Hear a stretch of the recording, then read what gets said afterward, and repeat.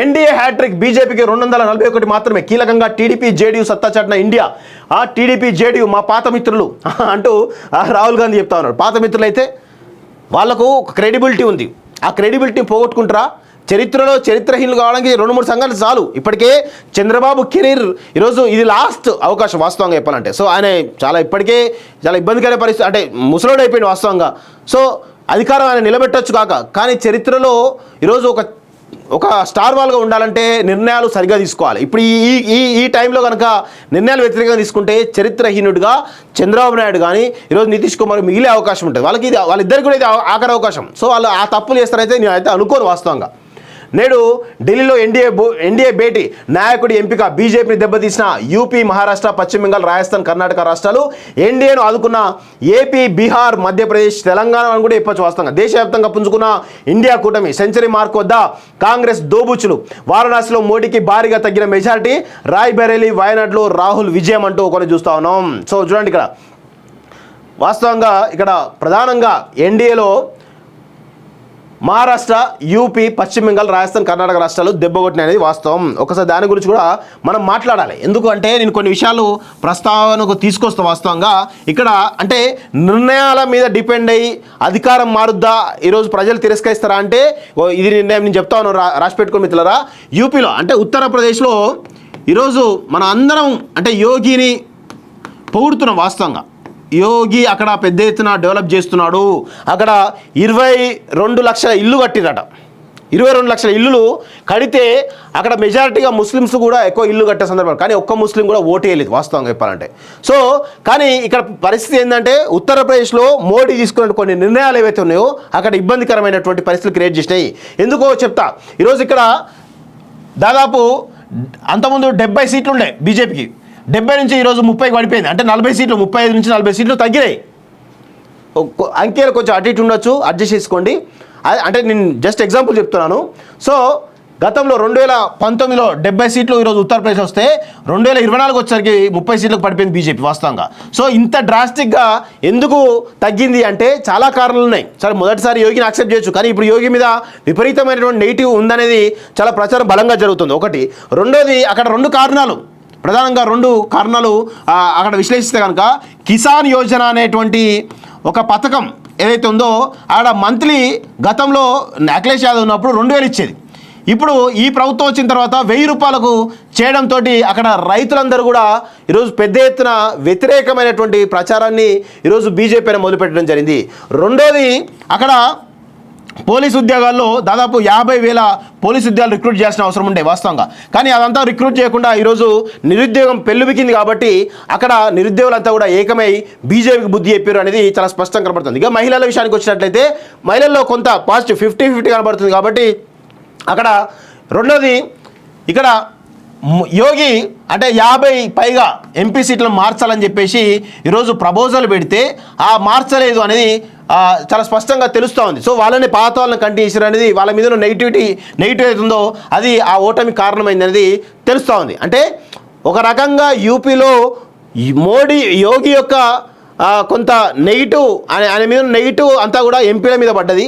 అదేవిధంగా అక్కడ 50 ఎంపీలు మార్చాలని చెప్పేసి యోగి చెప్తే అది మార్చకపోవడం కూడా ఈరోజు భారతీయ జనతా పార్టీ ఈ విధంగా పతనం కావడానికి, యూపీలో పతనం కావడానికి కారణమైందని చెప్పొచ్చు. ఇంకొక వైపు కూటమిలో మాయావతి, అక్కడెక్కడ కూడా గతంలో కొంతమేర మాయావతి ఇంపాక్ట్ ఉండేది వాస్తవంగా, కానీ ఈసారి మాయావతి ఇంపాక్ట్ అనేది 0 అక్కడ. సో ఇది కూడా భారతీయ జనతా పార్టీకి నష్టం కలిగించే అంశం. ఇంకొక వైపు సమాజ్వాదీ పార్టీ అఖిలేష్ యాదవ్ చాలా కీలకంగా ఈరోజు ఈయన కూడా జాతీయ స్థాయిలో హీరో అని చెప్పొచ్చు వాస్తవం. కాంగ్రెస్ కంటే కూడా ఈయననే కీలక పాత్ర అని చెప్పొచ్చు వాస్తవంగా. సమాజ్వాదీ కానీ కాంగ్రెస్ కానీ మిగతా పక్షాలు ఏవైతున్నాయో ఇక్కడ వ్యతిరేక ఓటు బ్యాంకు చీలకుండా వాళ్ళందరూ కూటమి కట్టడంతో ఇక్కడ వీళ్ళందరూ కూడా సక్సెస్ అయ్యారు. అందుకే ఇక్కడ 35 నుంచి 40 సీట్లు కూటమికి రావడం జరిగింది వాస్తవంగా. సో ఇదంతా కూడా చాలా పరిణామాలు యూపీలో జరిగినాయి. అదేవిధంగా ఇక్కడ మమతా బెనర్జీ వెస్ట్ బెంగాల్లో ఈరోజు మమతా బెనర్జీ మీద మీరు అవునన్నా కాదన్నా మమతా బెనర్జీ మీద కక్షపూరితమైనటువంటి ఏదైతే నిర్ణయాలు తీసుకున్నాడో, కక్షపూరితమైనటువంటి రాజకీయ కక్షలే తీసుకున్నాడో అది కూడా వెస్ట్ బెంగాల్లో బీజేపీ దిగజారడానికి కారణమైంది. ఇక కర్ణాటకలో జేడీయూ ఏదైతే ఉందో వాళ్ళకు సంబంధించినటువంటి అంశాలు కర్ణాటక కూడా, అదేవిధంగా రాజస్థాన్లో కూడా ఇలా ఎక్కడికక్కడ కొంత ఇబ్బందికర పరిస్థితులు ఏర్పడినాయి. వీటన్నిటిని కూడా వాస్తవంగా ఇవన్నీ గమనించినటువంటి మోడీ తెలుగు స్టేట్స్ మీద ఎక్కువ డిపెండెంట్, అదే కొంత సౌత్లో ఎక్కువ డిపెండెంట్ వాస్తవంగా. సో ఇవన్నీ కలిసి వచ్చినాయి. కానీ అసలు కారణాలు ఇవి. ఎప్పుడైనా ఇప్పటికైనా కానీ భారతీయ జనతా పార్టీ తమ వైఫల్యాలపైన చర్చ చేసుకొని అంటే రాజకీయ ప్రతీకారం అనేది కొన్ని రోజులు పక్కన పెట్టండి, వాస్తవంగా పక్కన పెట్టేసి కనుక ముందుకు పోతే కనుక ఖచ్చితంగా భారతీయ జనతా పార్టీ మరొకసారి దూకుడుగా పోయేటువంటి అంటే మరొకసారి డెవలప్ అయ్యే అవకాశం ఉంటుంది. తమ వైఫల్యం కప్పిపుచ్చుకోకుండా తమ వైఫల్యాలపై చర్చ చేయకుండా ఇవన్నీ మిగతా నెరేటివ్ బిల్డ్ చేస్తాం, అయోధ్య రామ మందిరం ఒకటే మమ్మల్ని అధికారం తీసుకొస్తుంది అనుకోవడం పొరపాటు అనే విషయం గుర్తుపెట్టుకోవాలి. గతంలో 2014లో మోడీ అధికారం రావడానికి హిందుత్వవాదం ఒకటే కారణం కాలేదు. గుజరాత్ డెవలప్మెంట్ మోడల్ అనేది దేశవ్యాప్తంగా చూపించింది ఆయన. అందుకే కొంతమేర ఆ డెవలప్మెంట్ మా దేశం జరగాలనే ఉద్దేశంతో ఈరోజు పెద్ద ఎత్తున ప్రజలందరూ కూడా ఆదరించిన విషయం కూడా గుర్తుపెట్టుకోవాలి. ఈరోజు రామ మందిరం ఒకటే ఈరోజు మాకు అధికారులు తీసుకొస్తాను పొరపాటు.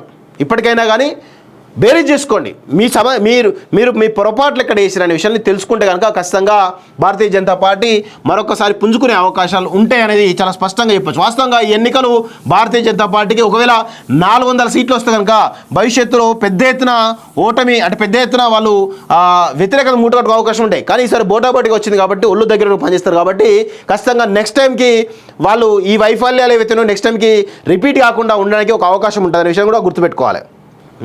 ఇది తెలిసిన విషయమే. కుప్పకూలిన స్టాక్ మార్కెట్ సెన్సెక్స్ 4390 పాయింట్ల పత్రం.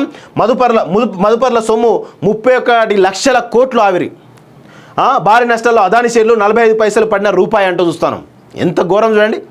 31 లక్షల కోట్ల రూపాయలు షేర్ మార్కెట్లో ఆవిరైనాయంటే ఏ విధంగా స్టాక్ మార్కెట్ పతనమైందో మనం ఒక్కసారి ఆలోచించుకోవాల్సిన అవసరం ఉంది.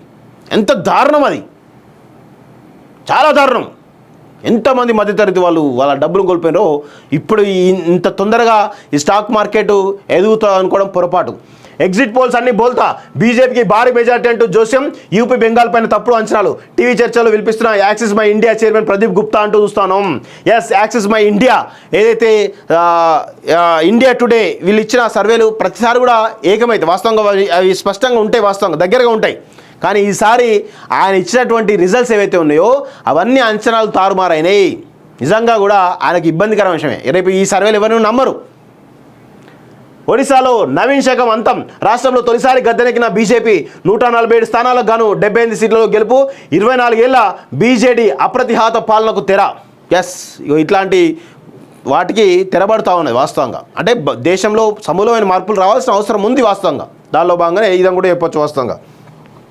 నెక్స్ట్, నెగ్గారు తగ్గారు, బోర్డుని దెబ్బతీసిన అంశాలు ఇవే అంటూ